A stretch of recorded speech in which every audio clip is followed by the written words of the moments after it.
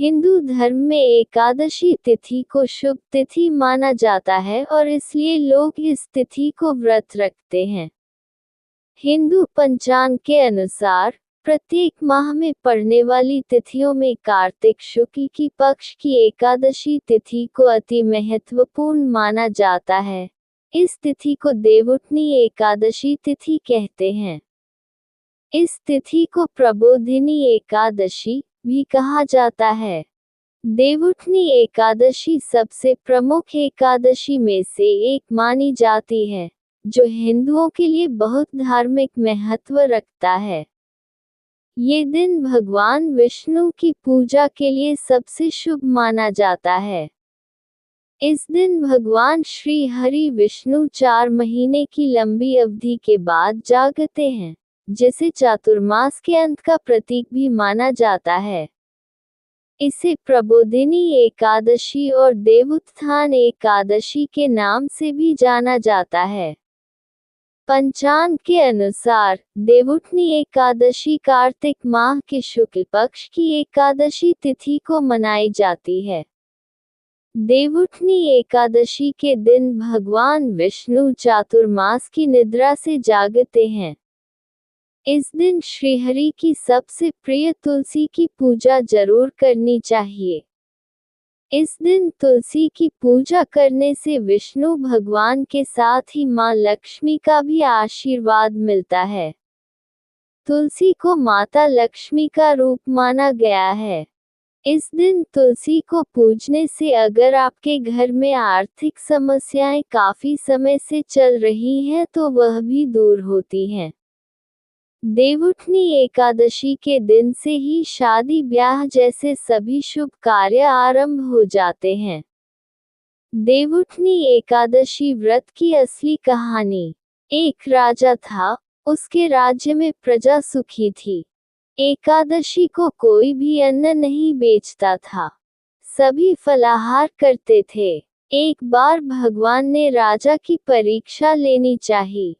भगवान ने एक सुंदरी का रूप धारण किया तथा सड़क पर बैठ गए। तभी राजा उधर से निकला और सुंदरी को देख चकित रह गया। उसने पूछा, हे सुंदरी, तुम कौन हो और इस तरह यहाँ क्यों बैठी हो? तब सुंदर स्त्री बने भगवान बोले, मैं निराश्रिता हूँ।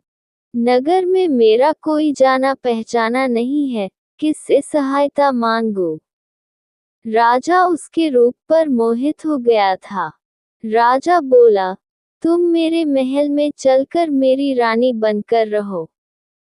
सुंदरी बोली, हे राजन, मैं आपकी बात मानूंगी, पर आपको राज्य का अधिकार मुझे सौंपना होगा। राज्य पर मेरा पूर्ण अधिकार होगा। मैं जो भी बनाऊंगी, आपको खाना होगा। राजा उसके रूप पर मोहित था, अतः उसकी सभी शर्तें स्वीकार कर ली। अगले दिन एकादशी थी। रानी ने हुक्म दिया कि बाजारों में अन्य दिनों की तरह अन्न बेचा जाए। उसने घर में मांस मछली आदि पकवाए तथा परोसकर राजा से खाने के लिए कहा।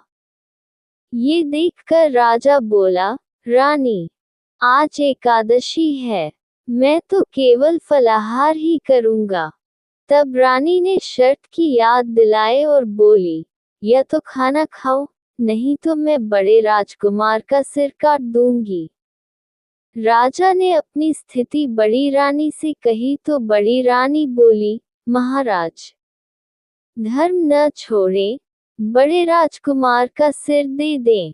पुत्र तो फिर मिल जाएगा, पर धर्म नहीं मिलेगा। इसी दौरान बड़ा राजकुमार खेलकर आ गया। माँ की आंखों में आंसू देखकर वह रोने का कारण पूछने लगा तो माँ ने उसे सारी वस्तुस्थिति बता दी। तब वह बोला, मैं सिर देने के लिए तैयार हूँ। पिताजी के धर्म की रक्षा होगी, जरूर होगी। राजा दुखी मन से राजकुमार का सिर देने को तैयार हुआ तो रानी के रूप से भगवान विष्णु ने प्रकट होकर असली बात बताई, राजन, तुम इस कठिन परीक्षा में पास हुए। भगवान ने प्रसन्न मन से राजा से वर मांगने को कहा तो राजा बोला, आपका दिया सब कुछ है, हमारा उद्धार करें।